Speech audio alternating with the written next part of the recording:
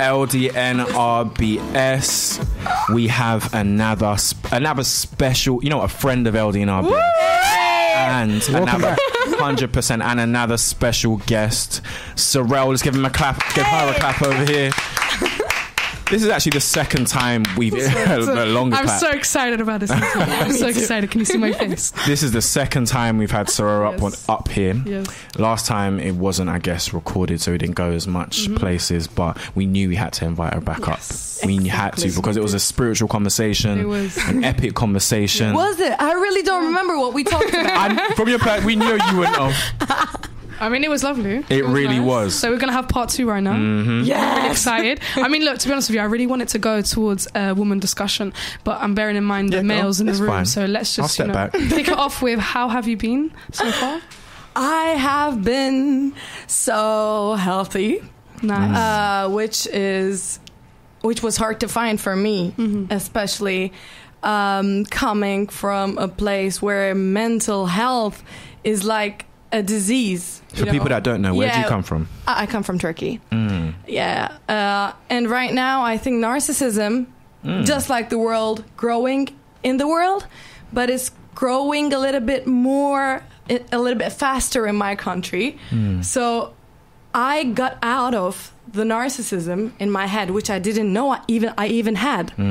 I didn't know it was preventing me from from happiness, really.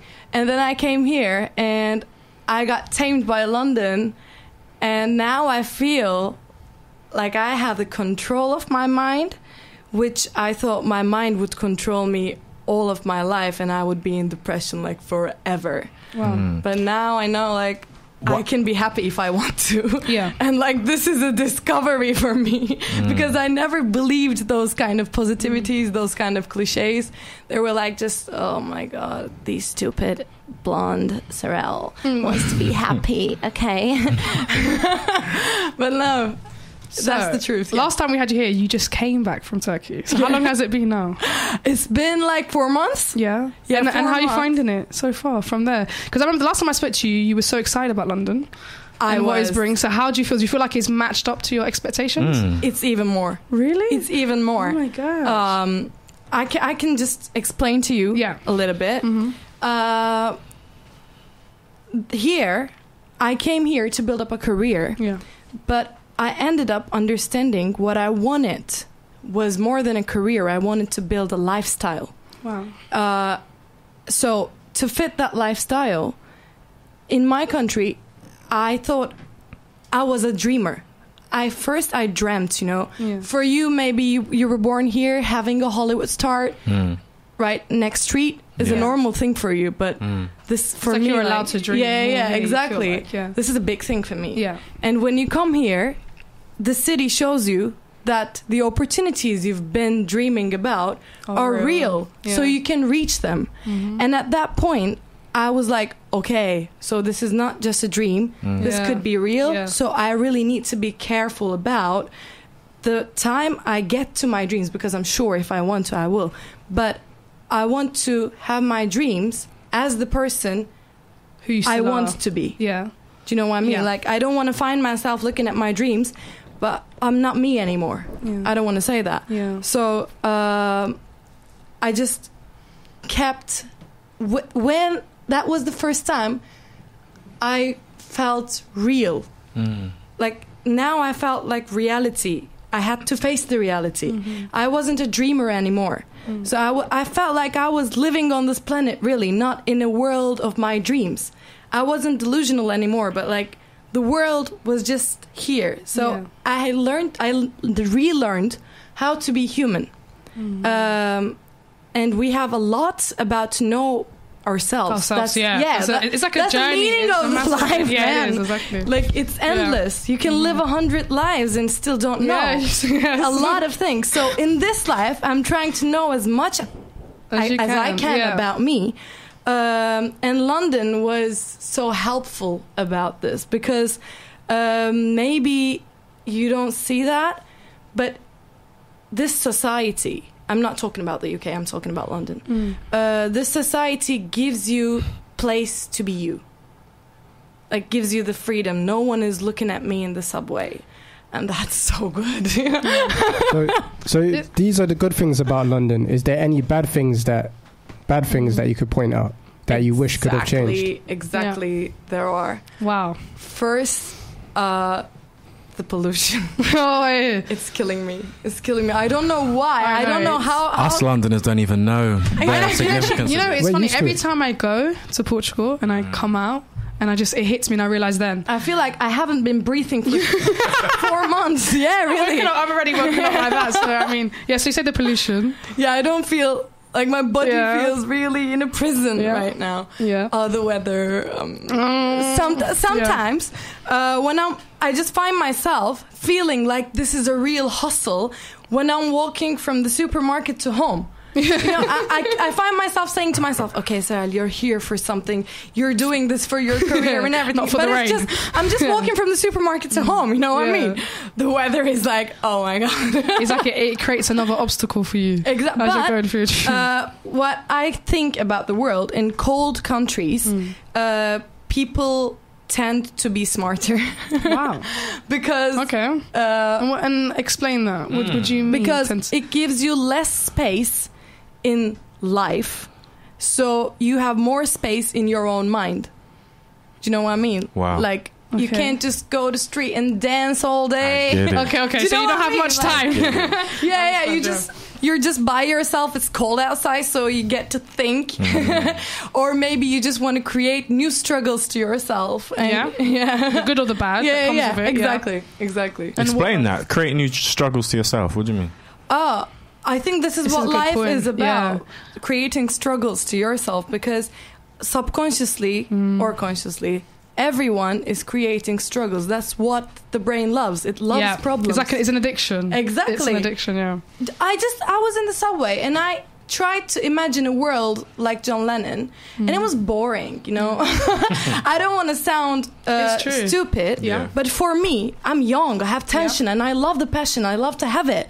But if there's no problem, how am I supposed to have the passion? Balance. Yeah, exactly. It's not like I love war. I just love problems, and I know that I can choose my problems.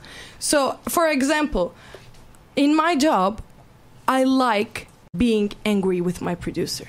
Okay. I like that problem. Interesting. Yeah, I like that. What does that create for you? Does is that he like like a passion? Huh? Is that like a passion for you? Is that where you get your passion? No. I think all emotions should be lived in a way. If you're like too in peace, you will miss your anger. That's a part of you. Yeah. And you get to choose what you're going to be angry about. And sometimes, you know, being angry about certain things is fun. You know what I mean? I mean, the lyrics will come out great. Yeah, exactly. You end up making amazing music. Exactly. I mean, that's the truth. I mean, that's what sometimes I meet people and they're so happy and positive, and I almost feel like I wish I can have that kind of mindset all the time. But then when I don't experience my low moments, it's almost like I'm missing out on how to express myself in different ways. You learn more about yourself as a person. You know what your strengths and weaknesses are much quicker.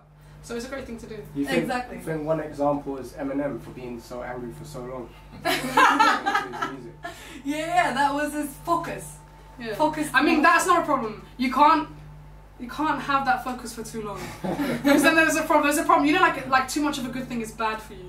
It's almost like that. Like you too much of everything is never enough. Oh damn, it's so difficult. You know, I love chocolate. Even so, leading on from that. Even so, just a background story too. You're from Turkey. You sing, as a lot of people know. Yeah. Exactly. Yeah. And you also are an actress. Yes. And it's interesting because a lot of people will be listening to this interview and thinking, or if they know Serel already, they'll be thinking. I'll just tell my story. I'll summarize my story a little bit.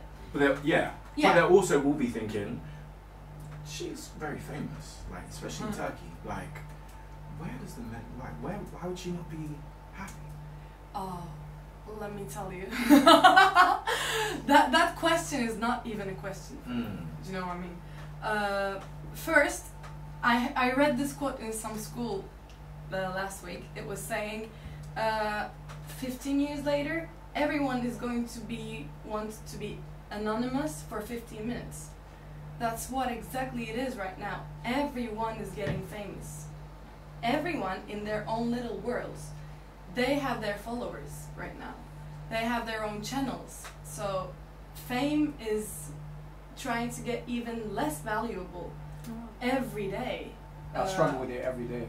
Yeah, everyone is famous, man. It's like for nothing. Sometimes. Drop it. And then Jay speaks. I know. I'm looking around. It's a good point. Do you feel like? Oh, but I didn't. Sorry. Yeah, no, Karen. I didn't answer your question.